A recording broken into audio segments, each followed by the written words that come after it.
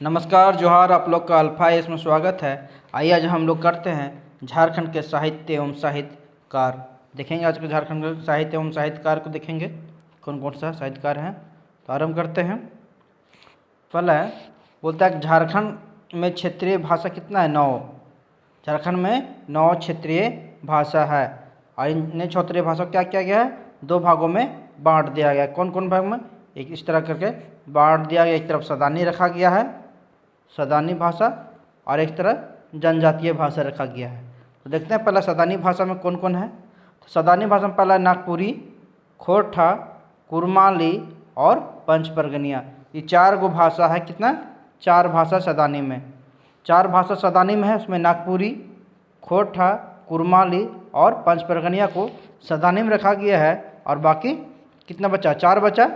4 हो गया, बाकी 5 बचा। 5 को जनजातीय भाषा में रखा गया है। तो 5 को जनजातीय भाषा में कौन कौन है? पहला है संथाली, दूसरा मुंडारी, तीसरा कुड़ुक, चौथा हो और 5वां जो है वो खड़िया है। तो देख लिए 5 मेरा जनजातीय भाषा हो गया और 4 मेरा सदानी भाषा हो गया।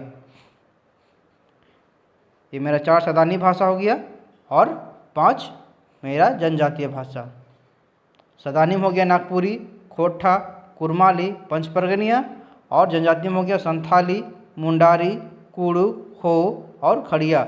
इसके तहत हम लोग देखेंगे कौन कौन सा किताब लिखा गया है, कहानी लिखा गया है, कविता लिखा गया है और कौन कौन सा इसका लेखक हैं, कवि हैं, उसके बारे में देखेंगे। आइए देखते हैं आगे।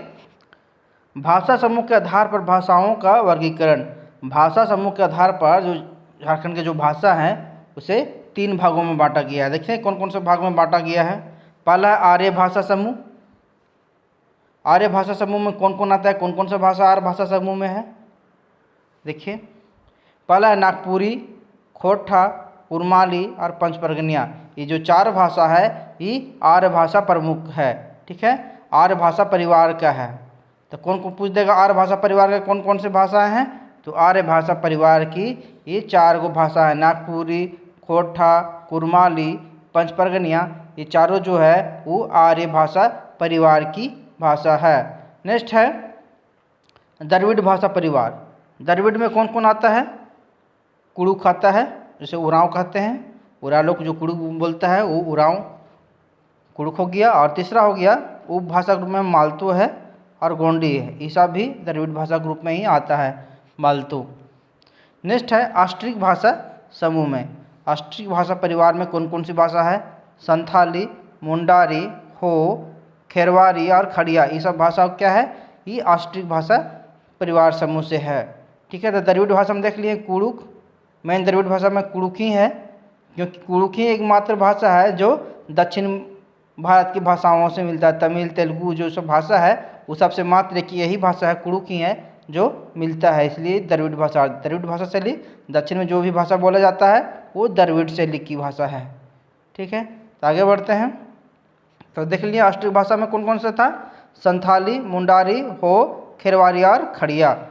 और मेरा आर्य भाषा में नागपुरी, खोरठा, कुरमाली और पंचपरगनिया। आज देखते हैं कि नागपुरी कहाँ कहाँ बोला था और खोरठा कहाँ बोला था है, कुरमाली कहाँ विकसित हुआ, पंचपरगनिया कहाँ विकसित हुआ, वो सब देखते हैं। आइए आरंभ करते हैं नागपुरी से। पहला है नागपुरी। ग्रियर्सन के अनुसार नागपुरी भाषा जो है भोजपुरी की एक बोली है। क्या बोलता है ग्रियर्सन जो है? वो बोलते हैं ग्रियर्सन कि नागपुरी जो है वो भोजपुरी की एक बोली है। ठीक है, वहीं केसरी कुमार सिंह बोलते हैं, ये भी एक लेखक हैं, साहित्यकार हैं। ठीक है, ये बोलते हैं नागपुरी जो भाषा है वो मगधी अपभ्रंश से निकला है। ठीक है, ग्रियर्सन बोलते हैं कि भोजपुरी की एक बोली है। ठीक है, केसरी कुमार सिंह बोलते हैं मगधी अपभ्रंश का है। क्या है? मगधी अपभ्रंश से निकला है। वहीं श्रवण कुमार गोस्वामी बोलते हैं कि नागपुरी भाषा जो है वो अर्ध मगधी अपभ्रंश का है। कौन सा? अर्ध मगधी अपभ्रंश से है। श्रवण कुमार गोस्वामी बोलते हैं अर्ध मगधी और केसरी कुमार सिंह बोलते हैं मगधी अपभ्रंश। और वहीं ग्रियर्सन बोलते हैं भोजपुरी की एक बोली है। ठीक है, ग्रियर्सन कौन था? ये ब्रिटिश था।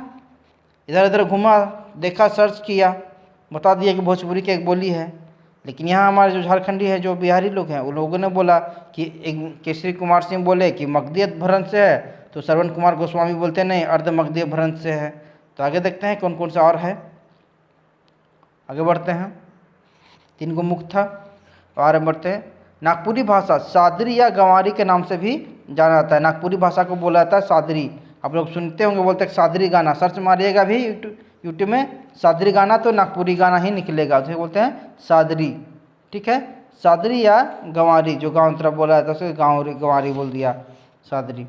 ठीक है, नागपुरी भाषा नागराज वंश का शासकीय हुआ था। नागवंश जो था झारखंड का, रांची में भी देखिएगा नागवंश आपको रातू में, उसका जो शासकीय राजकीय भाषा जो था वो कौन था, नागपुरी ही था। ठीक है, नागवंश का शासकीय भाषा क्या था, राजकीय भाषा, तो नागपुरी था। नागपुरी भाषा का प्रथम कवि किसे स्वीकार किया था, रघुनाथ नृपति को स्वीकार किया जाता है। नागपुरी भाषा का प्रथम कवि कौन है, रघुनाथ नृपति। रघुनाथ नृपति को स्वीकार किया जाता है। याद रखिएगा नागपुरी भाषा के प्रथम कवि कौन थे, तो रघुनाथ नृपति। नागपुरी भाषा नागवंश का राजकीय भाषा था। ठीक है, नागपुरी साहित्य का आरंभिक काल भक्ति काल था। ठीक है, द सगुन परंपरा निर्गुण परंपरा में कवि प्रसिद्ध हुए। क्या बोलता है, नागपुरी साहित्य का जो आरंभिक जो काल था वो क्या था, भक्ति काल था। और भक्ति काल में क्या हुआ, सगुन परंपरा और निर्गुण परंपरा विकसित हुआ। ठीक है, आगे बढ़ते हैं। सगुन परंपरा क्या है, निर्गुण परंपरा क्या है, देखते हैं। सगुन परंपरा के प्रमुख कवि, सगुन परंपरा के कौन कौन से कवि थे, इसके कवि थे हनुमान सिंह, महंत घासी और कंचन। ये सब क्या थे, सगुन परंपरा के कवि थे। सगुन परंपरा मतलब क्या, भगवान का एकदम गुणगान करना। ठीक है, 100 गुण, पूरा सभी गुणों का एकदम गुणगान करना जो करते थे वो सगुन परंपरा थे। भक्ति काल में पूरा भगवान भक्ति संगीत गाना सुनते होंगे, उसमें जो गुणगान करते हैं भगवान का वो हो गया। और निर्गुण परंपरा, इसमें विरह विच्छेद विलाप जो होता है, यानी कि लव स्टोरी। लव स्टोरी क्या होता है, दी एंड, किसी का टूट जाता है, प्रेम विच्छेद हो जाता है, वही होता है। अर्जुन, मृत्युंजय नाथ शर्मा, अशोभरन, ये सब क्या है थे, निर्गुण परंपरा के थे। ये सब विरह वगैरह गाते थे। ठीक है, उदासी में जो गाना गाते हैं ना किसी के याद में, वही निर्गुण। भरत शर्मा गाना सुन लीजिएगा निर्गुण, पता चल जाएगा कि उसको कहते हैं निर्गुण परंपरा। आगे बढ़ते हैं। नागपुरी गद्य साहित्य, यह गद्य हो गया सॉरी, नागपुरी गद्य साहित्य का विकास 20वीं सदी से आरंभ हुआ है।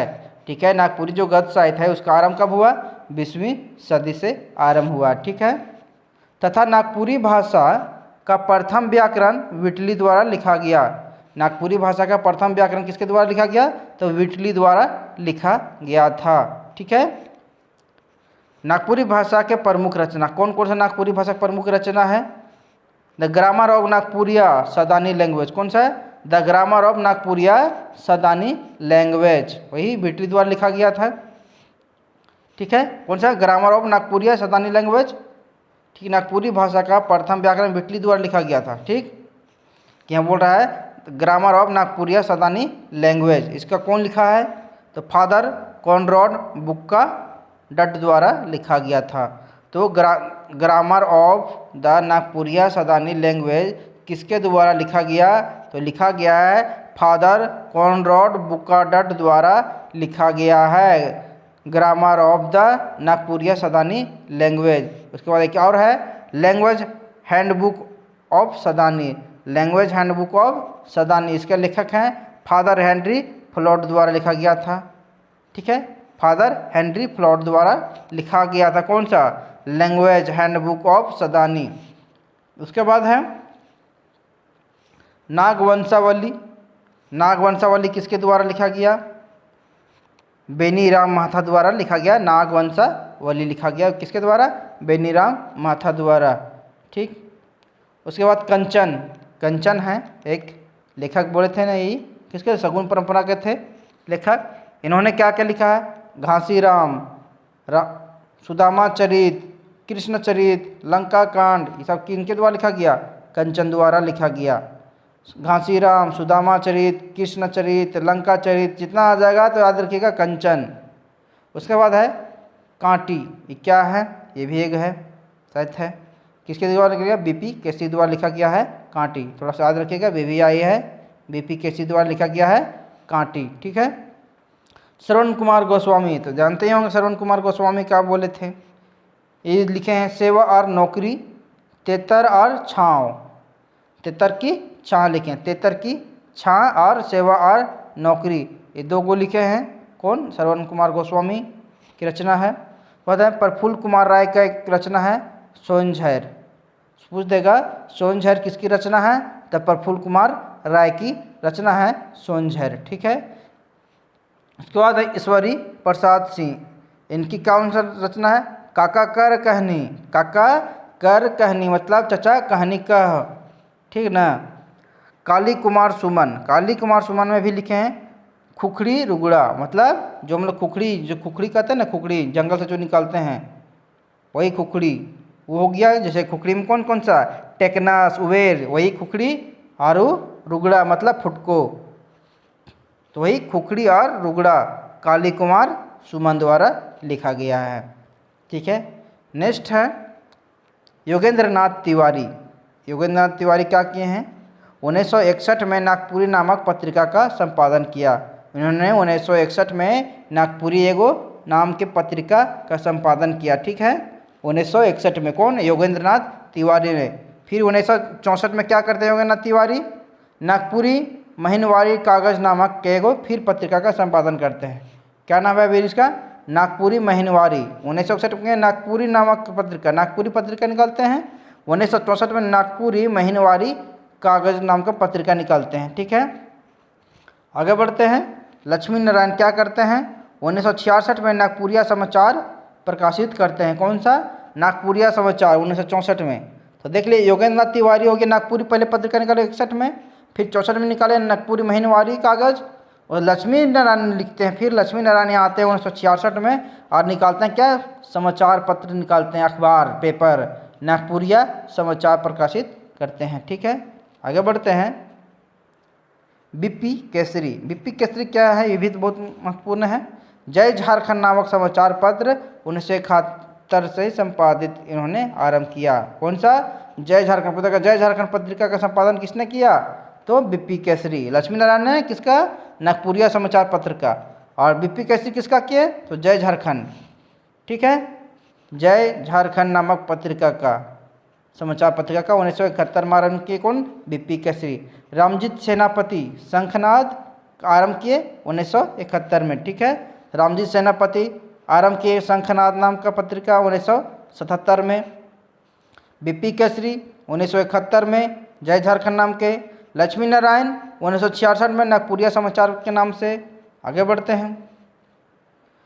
नंदूराम नंदेश, नंदूराम नंदेश कचनार लिखे उनका 1982 में। नंदूराम नंदेर का है कचनापुर का कचनार किसकी रचना है?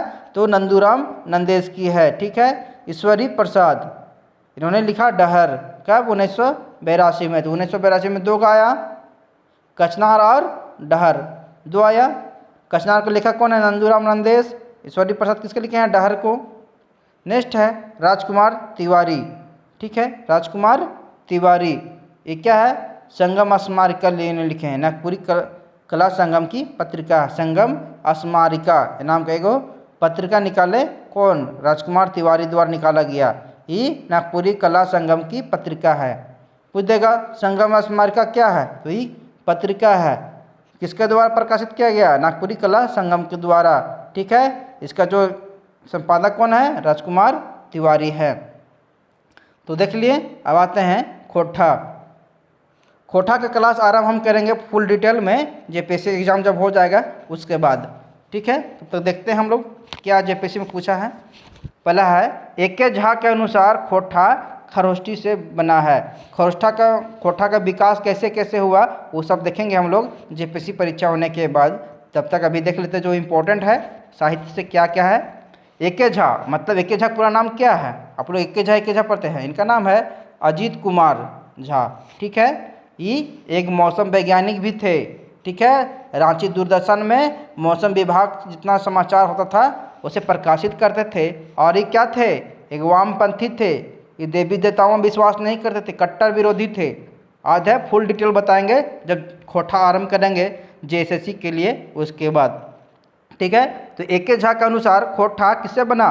खरोष्टी से बना। ठीक है, उसके बाद बोलते हैं गजाधर महतो प्रभाकर आते हैं और ये बोलते हैं खोटा खरोष्टी से नहीं बना है। क्या खोटा? एक आंचलिक भाषा है। गजाधर महतो प्रभाकर बोलते हैं खोटा जो है वो एक आंचलिक भाषा है और ये आर्य भाषा से मेल खाता है। क्या बोलते हैं? खोटा जो है आर्य भाषा से मेल खाता है और ये आंचलिक भाषा है। लेकिन एक झा बोलते हैं जो खोटा है वो खरोष्ठी से बना है। ठीक है न? किस तरह खोटा का विकास हुआ, खोटा, खोटी, खरोठा, खरोठी जो कैसे हुआ उसका फुल डिटेल करेंगे जेपीएससी एग्जाम के बाद। ठीक है, उसके बाद आते हैं जॉन इब्राहम। ये जॉन इब्राहम बोलते हैं क्या कि मगही का बेड़ायल रूप है खोटा, उससे बना है खोटा। ठीक है, ये कहते हैं कि मगही का जो बेड़ायल रूप है ना, एकदम टूटा फूटा रूप, उससे बना है खोटा। ठीक है, तो उससे खोटा से बना है खोटा। तो जॉन इब्राहम क्रिएशन बोलते हैं किससे? मगही के बेड़ायल रूप से। वहीं प्रोफेसर विनोद कुमार बोलते हैं क्या कि आर्य भाषा परिवार क्या है? क्या बोलते हैं? आर्य भाषा परिवार का है। वहीं BN ओधार सर क्या बोलते हैं? खोटा, खोटा जो है जन्म खरोष्टी से हुआ है। तब यहाँ क्या हो गया? यहाँ दो को आगे ये भी बोलते हैं, एक झा भी सर बोलते हैं क्या? एक झा भी सर जो बोले ये भी बोले खोटा खरोष्टी से बना है। BN ओधार सर भी बोले खोटा खरोष्टी से बना है। विनोद सर बोलते हैं खोटा आर्य भाषा की है। क्या है? आर्य भाषा की है। ठीक है, ये इनके साथ चल गए। किनके साथ? गजाधर महतो प्रभाकर के साथ। ये बोलते हैं खोटा आंचलिक भाषा है लेकिन ये आर्य भाषा से मेल खाता है। तो विनोद सर बोल दिए कि खोटा जो है आर्य भाषा परिवार से है। ठीक है, वहीं जॉन इब्राहम बोलते हैं क्या कि मगही का बेड़ायल रूप है खोटा। किसका बेड़ायल रूप है? मगही का बेड़ायल रूप है खोटा। ठीक है, आगे बढ़ते हैं। आज़ादी के बाद जिस टाइम स्वतंत्रता चल रहा था 1912 के 12-13 के बीच में, 12-13-14 के बीच में एक खोटा का बहुत बड़ा रचनाकार थे। कौन थे? भुवनेश्वर दत्त शर्मा व्याकुल जी थे। इनके रचनाओं को क्या किया अंग्रेज लोग? क्रांतिकारी थे। इनके रचनाओं को सबको जला दिया गया इनके रचनाओं को। किन लोगों ने? अंग्रेजों ने, क्योंकि क्रांतिकारी थे। सारे क्रांतिकारी रचना लिखा करते थे खोटा में। आगे बढ़ते हैं। उसके बाद आते हैं हमारे पाउंड्री सर पानोरी जी, जो इनका भी जन्म शताब्दी मनाया गया, 100वां वर्ष मनाया गया। अभी पूछ देगा किस साहित्यकार का जन्म शताब्दी वर्ष मनाया गया, तो श्रीनिवास पांडुरी जी का मनाया गया। ठीक है, 1950 में श्रीनिवास पांडुरी जी द्वारा मेघदूत नामक कहानी प्रकाशित किया गया। तो पूछ देगा मेघदूत किसका रचना है, तो श्रीनिवास पांडुरी जी का। अधिकतर परीक्षाओं में इसके बारे में पूछता है, मेघदूत के बारे में। ठीक है, तो 1950 में श्रीनिवास पांडुरी द्वारा मेघदूत नामक के कहानी का प्रकाशित किया गया। ठीक है, उन्होंने दिव्य ज्योति और बाल किरण नामक पुस्तक का भी प्रकाशन किया। क्या क्या किया? दिव्य ज्योति और बाल किरण। ठीक है, और मेघदूत तो करवे किए कहानी। आगे बढ़ते हैं। 1957 में प्रथम खोटा पत्रिका का मातृभाषा का प्रकाशन कौन किया? श्रीनिवास पांडुरी जी द्वारा किया गया। ठीक है, मातृभाषा का हम लोग खोटा में क्या बोलते हैं? याद है? नहीं याद है? चलिए खोटा क्लास जिस टाइम करेंगे उस टाइम बता देंगे। आगे बढ़ते हैं। अन्य साहित्यकार कौन कौन सा अन्य साहित्यकार है, कौन कौन से किताब लिखे हैं, कब लिखे हैं, ये सब फुल डिटेल देंगे जेपीएससी एग्जाम होने के बाद। तो आइए आरंभ करते हैं। अन्य प्रमुख साहित्यकार में पहला है उद्वासल कर्ण। उद्वासल कर्ण मतलब जो कर्ण को जिस तरह निकाला गया था, उनको क्या बोलते हैं? महाभारत देखे होंगे ना? महाभारत तो अब देखे होंगे, तो उसमें कर्ण को किस तरह उपेक्षित किया गया था। मतलब उद्वासन मतलब उपेक्षित, उपेक्षित कर्ण, उपेक्षित कर्ण के बारे में दिखाया गया है। आने की समझिए एक तरफ से उद्वासल कर्ण में महाभारत लिखा गया है, सिर्फ कर्ण को रचना बनाकर, कर्ण को मुख्य बिंदु बनाकर। ठीक है, उसी के बारे में लिखे हैं श्रीनिवास पांडुरी जी कर्ण के बारे में। ठीक है, चाबी काठी कौन लिखे हैं? श्रीनिवास पांडुरी जी लिखे हैं। ठीक है, तो उद्वासल कर्ण, चाबी काठी और मेघदूत, मेघदूत ये सब कौन लिखे हैं? सब श्रीनिवास पांडुरी जी लिखे हैं। ठीक है, ये खोटा के भीष्म पितामह भी हैं श्रीनिवास पांडे जी। ठीक है, उसके बाद आता है पुट्टी और पालू। पुट्टी और पालू एके झा जी लिखे हैं। मेका मेकिना मेट माठ, ये कौन एके झा जी लिखे हैं। सैर सरगट एके झा जी ही लिखे हैं। ठीक है, तो सैर सरगट, मेका मेकिना मेट माठ, पुट्टी और पालू कौन लिखे हैं, एके झा सर लिखे हैं। उसके बाद उद्वासल कर्ण और चाबी काठी और मेघदूत कौन लिखे हैं, श्रीनिवास पांडे जी लिखे हैं। उसके बाद है डाह नाटक। डाह नाटक ये आपको इंटर लेवल में भी पढ़ना है आपको। ठीक है, और जेएसएससी सीजीएल में भी पढ़ना है। जेएसएससी सीजीएल में भी पढ़ना है आपको। ये पुट्टी पालू क्या बोलते हैं, पुट्टी और पालू भी पढ़ना है। एके झा सर के बारे में पढ़ना है। उद्वासल कर्ण तो पढ़ना है आपको, ग्रेजुएट लेवल में पढ़ना है। ठीक है, आगे पढ़ते हैं। मेका मेकिना मेटमार एके झा सर, सैर सरगट एके झा सर लिखे। इसके बाद लिखे हैं डाह नाटक। डाह नाटक आपको पढ़ना है, इंटर लेवल में भी पढ़ना है और सीजीएल में भी पढ़ना है। डाह नाटक कौन लिखे हैं, सुकुमार। ये सुकुमार के नाम से ज़्यादा चर्चित है, लेकिन इनका पूरा नाम है सुरेश कुमार विश्वकर्मा। ठीक है, डाह का है नाटक है एगो। ठीक है, उसके बाद आते हैं तातल और हेमाइल। तातल मतलब गरम और हेमाइल मतलब जो खराब हो जाता है उसको हेमाइल जाते हैं, वो शिवनाथ परमाणिक लिखे हैं। तातल और हेमाइल कौन लिखे हैं, शिवनाथ परमाणिक। उसके बाद है फरिच डहर, पंचम महतो लिखे हैं फरिच डहर। सोंध माटी प्रोफेसर विनोद कुमार लिखे हैं। ठीक है, खोटा निबंध डॉक्टर बीएन अवधार लिखे हैं। डिंडक डवानी कौन लिखा है, डिंडक डवानी, याद कीजिए डिंडक डवानी बंसीलाल बंसी किए हैं। ठीक है, डिंडक डवानी बंसीलाल बंसी। उसके बाद है एक पथिया डोंगल में हुआ, कौन लिखे हैं एक पथिया डोंगल में हुआ, संतोष कुमार महतो लिखे हैं एक पथिया डोंगल में हुआ। ठीक है, संतोष कुमार महतो द्वारा लिखा गया एक पथिया डोंगल में हुआ। ठीक है, इसके बाद है जिग्निक टो, अधिकतर परीक्षाओं में आया है। ये लिखे हैं कौन, चित्रंजन महतो चित्रा, यानी कि अपना ही लव स्टोरी, समझिए कि लव स्टोरी है जिग्निक टो में, ये अपना लव स्टोरी ही लिख दिए हैं। ठीक है, उसके बाद है पुटुस फूल, कौन लिखे हैं, गजाधर महतो। गजाधर महतो जिनका पूरा नाम है गजाधर महतो प्रभाकर। ठीक है ना, गजाधर महतो प्रभाकर क्या लिखे हैं, पुटुस फूल। उसके बाद लिखे हैं बिरसा भगवान, कौन, धनपत महतो लिखे हैं, बिरसा भगवान धनपत महतो द्वारा लिखा गया। उसके बाद है मांझो, ये कौन लिखे हैं, भुवनेश्वर साहू द्वारा लिखा गया है मांझो। उसके बाद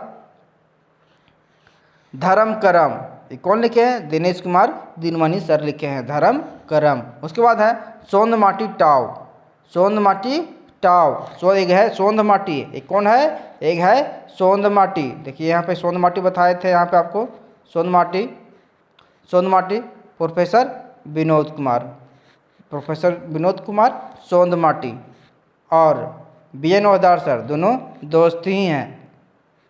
ठीक है, इसलिए एक लिख दिए सोंध माटी और एक लिख दिए सोंध माटी टाव।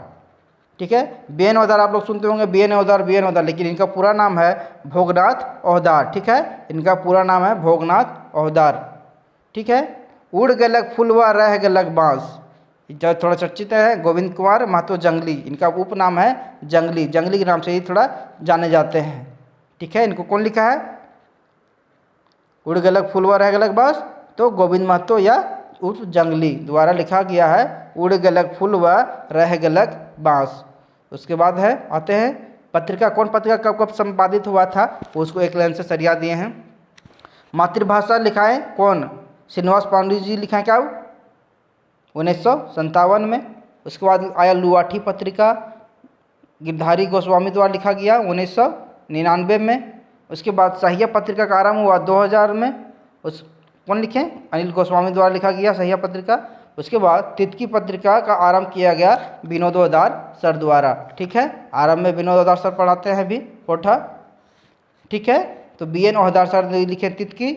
उसके बाद अनिल कुमार गोस्वामी जी लिखा गया कौन, सहिया, और गिरधारी गोस्वामी द्वारा लिखा गया 1999 में लुआठी, और श्रीनिवास पांडे जी द्वारा लिखा गया 1957 में मातृभाषा। आगे बढ़ते हैं पंच परगनिया भाषा। ठीक है, प्रोफेसर केसरी कुमार के अनुसार, प्रोफेसर केसरी कुमार के अनुसार नागपुरी मगधी अपभ्रंश से विकसित हुआ है। क्या बोलते हैं, प्रोफेसर केसरी कुमार बोलते हैं पंचपरगनिया जो है वो नागपुरी मगधी अपभ्रंश से क्या हुआ है, विकसित हुआ है। पंचपरगनिया जो भाषा है नागपुरी मगधी अपभ्रंश से विकसित हुआ है। पंचपरगनिया क्यों बोलते हैं और पंचपरगनिया कहाँ कहाँ बोला जाता है आगे देखते हैं। ठीक है, तथा पंचपरगना का क्षेत्र में लोकप्रिय होने के कारण भाषा पंचपरगनिया कहलाया। क्या बोलता है कि जो ये भाषा है पंचपरगनिया वो पंचपरगना में लोकप्रिय होने के कारण पंचपरगनिया के नाम से जाना जाता है। ठीक है, ये तो लगता है कि एकदम कितना स्पीड बोल रहा है, लेकिन वो लोग बोलेगा धीरे धीरे, लेकिन लगता है स्पीड बोल रहा है, उसमें 2-3 भाषा मिला हुआ है। ठीक है, तो देख लिए पंचपरगनिया को केसरी कुमार के अनुसार क्या बोले प्रोफेसर केसरी कुमार कि नागपुरी मगधी अपभ्रंश से बना है कौन, पंचपरगनिया। ठीक, आगे बढ़ते हैं। कहाँ कहाँ पंचपरगनिया बोला जाता है, पंचपरगना का क्षेत्र कौन कौन सा है, तो बुंडू, राहे, तमाड़, सिल्ली, सोनाहातू, ये जो कितना है 1 2 3 4 5 पाँचों के क्षेत्र है, इसलिए पंचपरगनिया बोला जाता है। 5 क्षेत्रों में बोला जाता है। कहाँ कहाँ बोला जाता है, बुंडू, राहे, तमाड़, सिल्ली, सोनाहातू, इसलिए 5 जगहों में बोला जाता है। इसे बोलता है पंचपरगना या पंचपरगनिया बोला जाता है वहाँ के भाषाओं को। ठीक है, तो देख ले पंचपरगनिया कहाँ कहाँ होता है, बुंडू, राहे, तमाड़, सिल्ली, सोनाहातू, इस क्षेत्र में क्या होता है, पंचपरगनिया बोला जाता है। आगे बढ़ते हैं। पंचपरगनिया भाषा के विकास में सिल्ली के राजा के द्वारा विशेष योगदान दिया, क्योंकि इस राज परिवार द्वारा कवि एवं साहित्यकारों का संरक्षण दिया गया।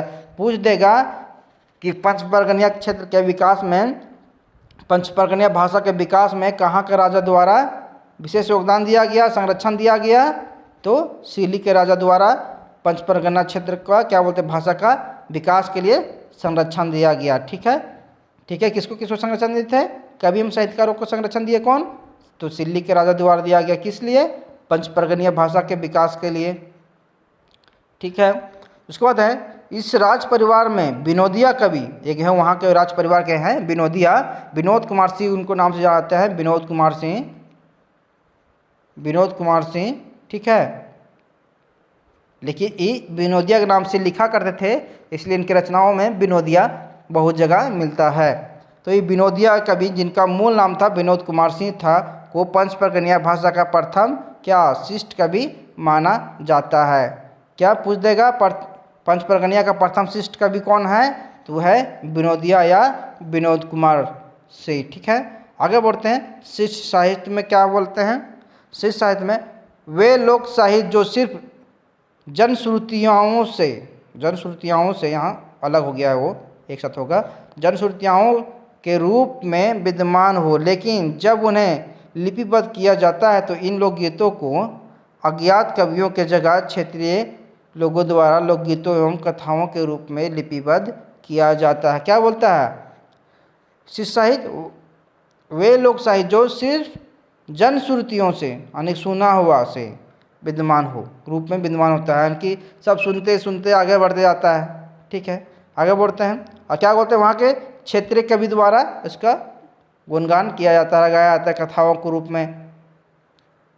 नेक्स्ट है विनोद सिंह। ठीक है, की कविता छोटा नागपुर ताल मंजरी नामक काव्य संग्रह में संकलित है। अरे जो विनोदिया कवि हैं उनका जो कविता है वो छोटा नागपुर ताल मंजरी में क्या है, संकलित किया गया, समाहित है। ठीक है, तो पूछ देगा विनोदिया कवि की जो कविता है कहाँ पर संकलित किया गया है, तो छोटा नागपुर ताल मंजरी में संकलित किया गया है। ठीक है, तो इस पुस्तक का संकलन सिल्ली राजा उपेंद्रनाथ सिंह द्वारा किया गया था। जो इस पुस्तक का जो संकलन है किसके द्वारा किया गया था, वो उपेंद्रनाथ सिंह द्वारा किया गया था। कहाँ के राजा थे, वो सिल्ली के राजा थे उपेंद्रनाथ सिंह। ठीक है, आरंभिक 5 कवियों को पंचपरगनिया भाषा का पंचरत्न कहा जाता है। पूछ देगा पंचपरगना क्षेत्र का 5 महारत्न कौन है, पंचपरगनिया भाषा का 5 महारत्न कौन कौन है, तो पहला है विनोद सिंह, दूसरा है गौरंग सिंह, तीसरा है सोबरन, चौथा है बरजूराम और एक है दीना। कितना हुआ, चलो लीजिए 1 2 3 4 5 हुआ। विनोद सिंह, गौरंग सिंह, सोबरन और बरजूराम और दीना, ये 5 कवि हैं जिसे पंचरत्न कहा जाता है। किस भाषा का? पंच परगनिया का पंचरत्न ले देगा। पंच परगनिया का पंचरत्न कौन कौन है? तो विनोद सिंह, गोरंग सिंह, सोबरन, बरजूराम और दीना, ये पंच परगनिया के पंच रत्न कवि हैं। ठीक है, तो आगे बढ़ते हैं। गोरचांद ने वैष्णव भक्ति गीतों की रचना की। पंच परगनिया क्षेत्र में, पंच परगनिया भाषा में गोरचांद एक हैं, वो वैष्णव भक्ति गीतों की रचना किए थे। ठीक है, आगे बढ़ते हैं। सोबरन ने निर्गुण साहित्य परंपरा के अनुसार कविताओं की रचना की। जो सोबरन कवि हैं वो क्या किए? निर्गुण। ठीक है, ये निर्गुण क्या किए? निर्गुण परंपरा के तहत अपने कविताओं के रचना किए। ठीक है, तथा इनकी कविताएं कबीर के दोहे के रूप में प्रदर्शित होते हैं, इसलिए इन्हें कबीर पंथी भी कहा जाता है। क्या कहते हैं? इनकी कविता जो है दोहे, क्या कबीर के दोहे के रूप में भी प्रदर्शित होता है, इसलिए इन्हें क्या कहा जाता है? कबीर पंथी कहा जाता है। ठीक है, तो देख लें सोबरन क्या करते हैं? सोबरन निर्गुण परंपरा के हैं।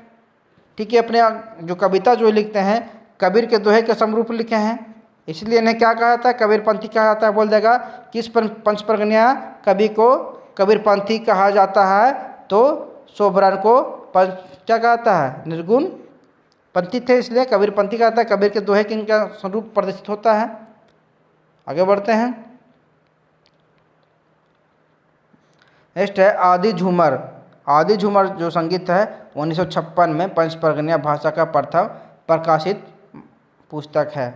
आदि झूमर क्या है? आदि झूमर कब प्रकाशन हुआ? 1956 में पंच परगनिया भाषा का प्रथम प्रकाशित पुस्तक माना जाता है। तो पूछ देगा आदि झूमर क्या है? तो आदि झूमर पूछ देगा आदि झूमर संगीत क्या है? एक किताब है। किसका है? तो पंच परगनिया भाषा का किताब है। परमानंद महतो ने पंच परगनिया भाषा की रचना की। तो पूछ देगा पंच परगनिया भाषा की रचना कौन किया था? तो परमानंद महतो द्वारा पंच परगनिया भाषा का रचना किया गया। ठीक है, परमानंद महतो द्वारा पंच परगनिया भाषा का रचना किया गया। आगे बढ़ते हैं। कुरमाली साहित्य में यह भाषा मगधी अपभ्रंश से विकसित हुआ है। कहाँ से विकसित हुआ है? मगधी अपभ्रंश से विकसित हुआ है। कौन? कुरमाली। अतः 14वीं सदी में इस भाषा की आरंभिक रूपरेखा विकसित हुई। कुरमाली साहित्य कब विकसित हुआ? 14वीं शताब्दी में विकसित हुआ। ये कहाँ से निकला है? ये मगधी अपभ्रंश से विकसित हुआ है।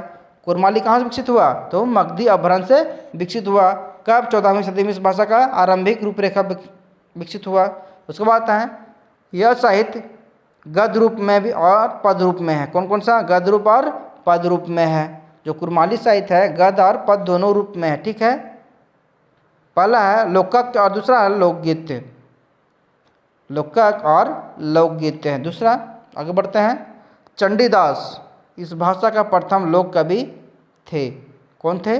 चंडीदास कुरमाली भाषा के प्रथम लोक कवि थे, जिन्होंने करमाली घेंघर नामक ग्रंथ की रचना किए। करमाली घेंघर पूछ देगा करमाली घेंघर रचना किसकी है?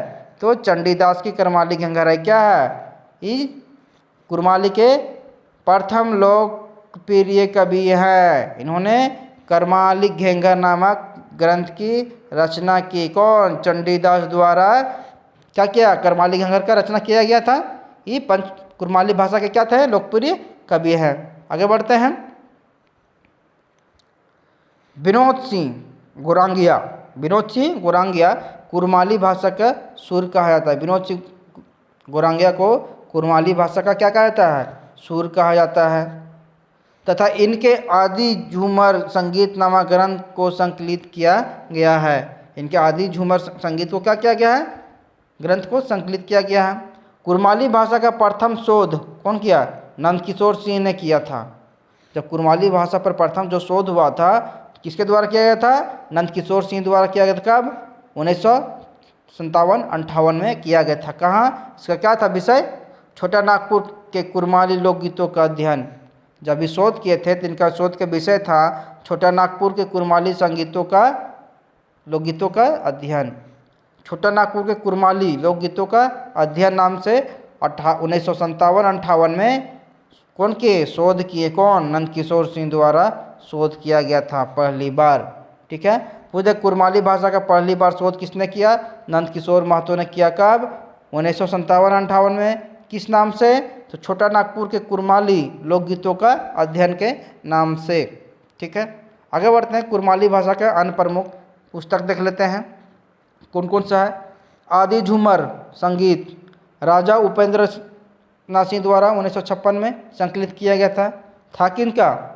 विनोदिया कवि का था, विनोद सिंह का था। ठीक है, उनको संकलित किए राजा उपेंद्र सिंह, सिल्ली के राजा थे।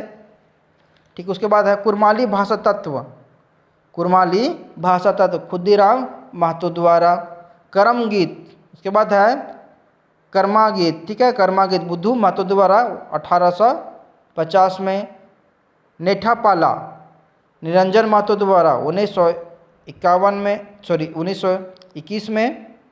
उसके बाद है जगरामीन रामायण, किसके द्वारा लिखा गया? जगराम द्वारा लिखे जगरामी रामायण। कपिला मंगल द्वारा राजेंद्र प्रसाद महतो। क्या? कपिला मंगल नाम का जो रचना लिखे, कौन लिखे? राजेंद्र प्रसाद महतो लिखे 1953 में। उसके बाद है पधे चलक लेहा नमस्कार, कौन लिखे? डॉक्टर नंदकिशोर सिंह द्वारा लिखा गया। और भगत भगवान भी किसके द्वारा? इन्हीं के द्वारा लिखा गया। लिस्ट है कपिला मंगल, राजेंद्र प्रसाद महतो, जगरामीन रामायण जगराम नाम द्वारा, नेठापाला निरंजन महतो 1921 में, कर्मा गीत बुद्धू महतो। ठीक है, 1850 में। कुरमाली भाषा तत्व खुदीराम बोस। आदि झूमर किसकी रचना है? विनोद कुमार के, लेकिन इनको संकलित कौन किए? राजा उपेंद्र नाथ सिंह द्वारा 1956 में। ये वाला थोड़ा ज़्यादा इंपॉर्टेंट है। आदि झूमर किसकी रचना है? तो उपेंद्र किसका है? विनोदिया कवि का, लेकिन संकलित कौन किए? सिल्ली राजा उपेंद्र नाथ सिंह द्वारा। ठीक है, आगे भी है, आगे ज़्यादा नहीं है, इतनी है। उसके बाद है सघन संगीत। ठीक है, उसके बाद है मानभूमि घंघोर, सृष्टिधर सिंह कटियार द्वारा लिखा गया था। कौन सा? मानभूमि घंघोर सृष्टिधर सिंह द्वारा लिखा गया था। उसके बाद है झूमर संगीत। ठीक है, और है पाल संगीत, और है किसके द्वारा लिखा गया? झूमर संगीत पाल संगीत रामेश्वर महतो द्वारा लिखा गया। ये दोनों एक ही है। ठीक है ना, झूमर संगीत और पाल संगीत, इसको रामेश्वर महतो द्वारा लिखा गया था। ठीक, उसके बाद है कुरमाली बोली के मुहावरे या लोकोक्तियाँ किनके द्वारा? HN सिंह द्वारा लिखा गया था। और निधरे आँखी जल आँखी पाते देवकीनंद प्रसाद द्वारा। निधरे आँखी जल आँखी पाते देवकीनंद प्रसाद द्वारा लिखा गया था। अब इसका मीनिंग क्या होता है भी मत पूछेगा, एग्जाम में खाली भी मार के आना है। ठीक है, निधरे आँखी जल आँखी पाते देवकीनंद प्रसाद द्वारा लिखा गया। कुरमाली बोली के मुहावरे या लोकोक्तियाँ HN सिंह द्वारा संकलित किया गया था, लिखा गया था। ठीक है, झूमर संगीत और पाल संगीत रामेश्वर महतो द्वारा लिखा गया। ठीक है, आज के लिए इतना ही। उसके बाद चलेंगे कल संथाली चलेंगे, और संथाली और खड़िया उरांव ये सब करेंगे। अगर आप लोग को मेरा वीडियो अच्छा लगा हो इसे लाइक करें, सब्सक्राइब करें, कमेंट करें और शेयर भी कर दीजिएगा। और JPSC एग्ज़ाम होने के बाद 19 सितंबर के एग्ज़ाम होने के बाद खोटा का स्पेशल क्लास लेंगे, उसमें से अब देख लीजिएगा। क्या कि पिछले बार हम 2 एग्ज़ाम दिए हैं खोटा का अभी तक। पहला राजस्व कर्मचारी था। ठीक है, इसमें से 100 में से हम 90 मारे थे सही, लेकिन दुर्भाग्य था कि मेरा पेपर 1 थोड़ा सा ख़राब चला गया था, जिसकी वजह से नहीं हुआ।